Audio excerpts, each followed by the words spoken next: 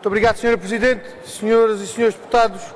A proposta de lei que agora discutimos aborda matérias relacionadas com o incêndio florestal e com crimes ambientais, propondo alterações ao Código Penal. E a proposta de lei fala afirmando objetivos que consideramos que são compreensíveis e que facilmente recolhem a unanimidade. A defesa de valores ambientais e o combate às condutas que põem em causa, que prejudicam o ambiente, são valores que obviamente também no PCP acompanhamos e partilhamos. Não vamos tão longe quanto foi o Sr. deputado André Neto do PSD, indicando esta proposta de lei como um novo paradigma do Governo. Até porque a Sra. Deputada provavelmente não reparou, mas a proposta de lei é praticamente em 90% idêntica a uma outra apresentada pelo anterior Governo do Partido Socialista. E portanto, se é este o novo paradigma do PSD, copiando 90% daquilo que eram as soluções propostas pelo Partido Socialista, estamos mal encaminhados. Mas a verdade, senhoras e senhores deputados, é que a proposta de lei levanta vários problemas, obviamente uns mais preocupantes que outros, e começarei por aqueles que são menos relevantes. E o primeiro problema, a Sra. Ministra da Justiça, já aqui foi referido, é que a proposta de lei não vem acompanhada de qualquer estudo ou parecer que fundamente as soluções que foram apontadas. E estes estudos e pareceres podiam ser particularmente relevantes se tivermos em conta que países, por exemplo, como a França, já incorporaram, antes da aprovação das diretivas, medidas penais da natureza daquelas que agora nos são propostas. E poderia ser útil percebermos na discussão na Assembleia da República qual foi o impacto dessas medidas aprovadas em França, qual foi o efeito dissuasor que a adoção dessas medidas penais teve em matéria de defesa dos valores ambientais. Um segundo problema, Sra. Ministra, tem que ver com as alterações propostas em matéria de incêndio florestal. É certo que a alteração não é uma alteração de monta, significa um ligeiro alargamento, digamos assim, do âmbito do tipo de ilícito, mas a verdade, Sra. Ministra, é que a preocupação que nos levanta esta questão tem a ver com outra dimensão do problema. É que nós julgamos que esta alteração não resolverá e poderá até ser ultrapassada pelas dificuldades que, em matéria de combate aos incêndios florestais, têm a ver com, por um lado, o desmantelamento do dispositivo de combate aos incêndios e, por outro lado, com as dificuldades que resultam da falta de ordenamento do território em matéria florestal e dos espaços, particularmente dos espaços rurais. E, portanto, enquanto do ponto de vista do ordenamento do território não forem adotadas outras medidas, não serão estas alterações do ponto de vista penal permitirão resolver o problema. Exatamente. Um terceiro problema, Sra. Ministra, tem que ver com o facto de algumas soluções técnicas que são apontadas na proposta de lei poderem comprometer os objetivos afirmados.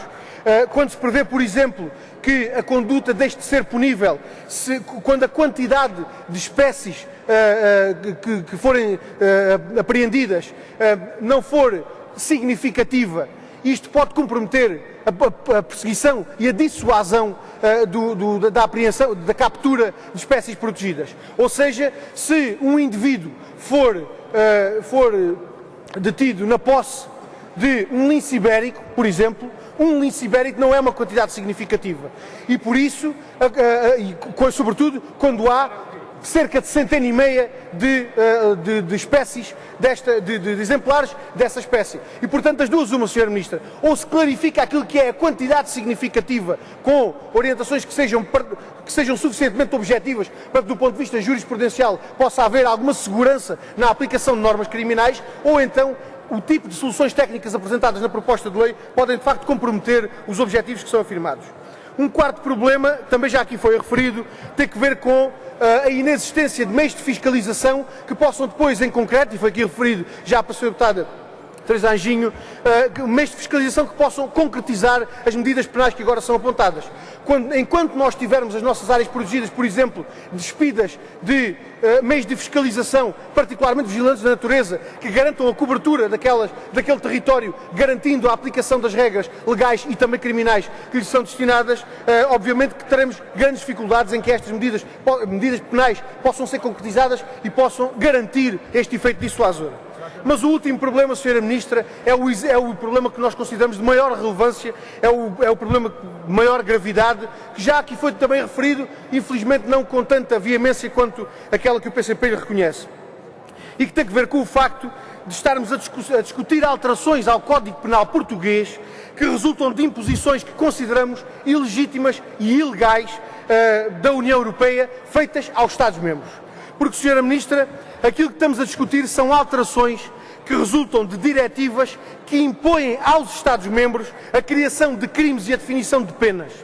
E a Sra. Ministra bem sabe que este foi um problema discutido durante largos anos no seio da União Europeia. Porque aquilo que está em causa são diretivas que violam os princípios da proporcionalidade e da subsidiariedade, pondo em causa a soberania dos Estados num aspecto que é um aspecto central do núcleo essencial da soberania dos Estados, que é o aspecto da competência da definição de crimes e da definição de penas.